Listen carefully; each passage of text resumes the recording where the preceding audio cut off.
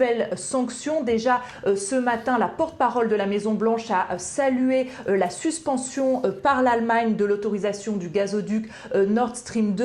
Hier soir, le président Joe Biden a publié un décret pour interdire tout nouvel investissement ou financement par des personnes américaines à destination ou en provenance des régions séparatistes pro-russes d'Ukraine. Alors certains s'attendaient à des sanctions plus sévères de la part des États-Unis et hier soir, un officiel de la Maison-Blanche a fourni un début d'explication. Il a assuré que la décision du président russe d'envoyer des soldats pour une opération qualifiée de maintien de la paix dans les régions séparatistes pro-russes d'Ukraine ne constituait pas une invasion supplémentaire du pays. Ce sont des territoires que la Russie contrôlait déjà, a-t-il dit, et c'est pour ça qu'il n'y a pas eu de plus vastes sanctions américaines. Mais en réalité, la Maison-Blanche joue la prudence et joue sur les mots, parce que ce matin, un membre du Conseil de sécurité nationale a dit qu'on assistait au début d'une invasion. La Maison-Blanche espère finalement pouvoir que la situation soit contenue